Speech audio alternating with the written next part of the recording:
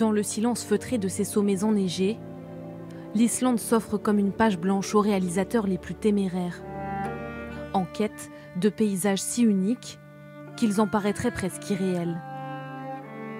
L'île endosse toute une panoplie de costumes, une planète lointaine dans Interstellar, un nouvel Eldorado dans la série Viking, ou encore un monde fantastique dans Game of Thrones.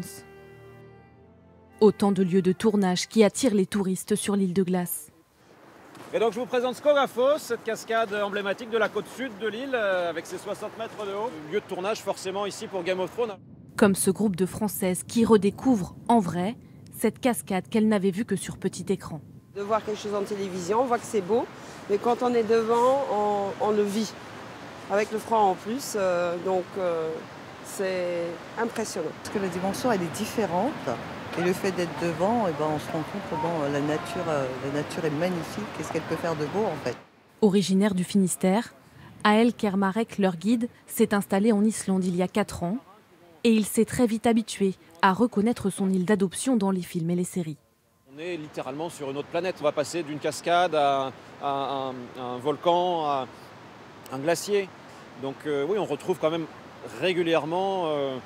volontairement ou pas, des scènes qui disent mais oui, j'étais là la semaine dernière, ou je suis repassé par là, ou j'y vais dans quelques jours. Depuis quelques années, un touriste sur 5 viendrait en Islande pour marcher sur les traces de ses films préférés. C'est quelque chose qu'on a vu à l'image également toujours dans Viking. Oui, c'est ça. Quand Floki est oui, sur la plage. Notre ami Floki, oui. À l'image de cette plage de sable noir, apparue dans la série Viking. C'est ici que Floki, un explorateur venu de Scandinavie, débarque sur cette île à l'allure inhospitalière. Une histoire inspirée par les premières colonies vikings en Islande. Depuis, la plage est devenue l'une des destinations favorites des touristes, l'une des plus fréquentées.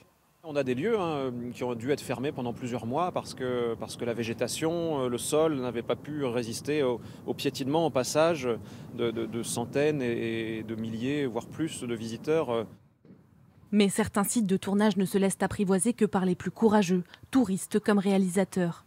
C'est le cas de ce glacier, le Vatnajökull. Au pied de la montagne, Anna Maria Ragnarsdottir a vu défiler des dizaines d'équipes de cinéma ces 30 dernières années. Ils dorment dans les hébergements là partout. Ce sont des grosses équipes, environ 200 personnes.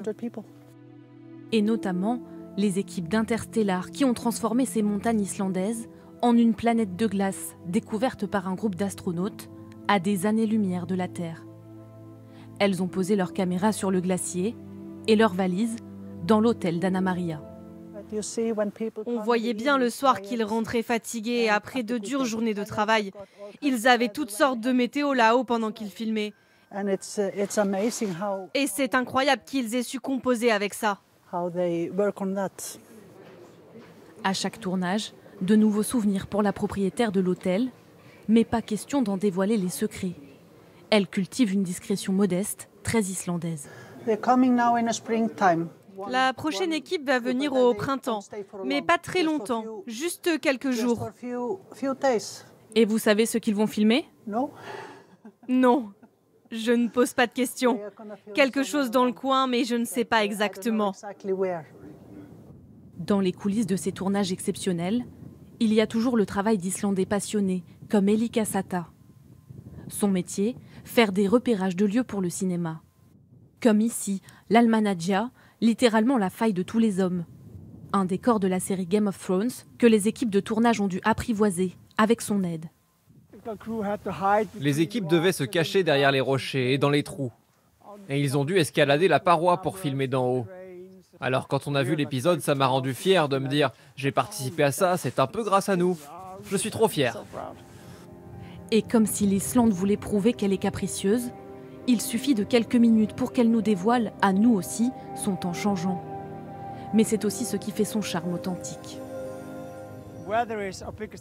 La météo, c'est le plus gros obstacle quand on veut filmer en Islande. Ça change tellement vite. D'un coup, une tempête, ensuite grand ciel bleu, pas de neige ni de vent. C'est dur, mais c'est ce pourquoi les réalisateurs viennent. Ils veulent de la neige, du blizzard, des rochers, de la lave. Ça se mérite. Plus qu'un simple décor, l'Islande est devenue au fil des années une star à part entière, avec qui les plus grands réalisateurs rêvent de tourner. Tout aussi imprévisible que grandiose.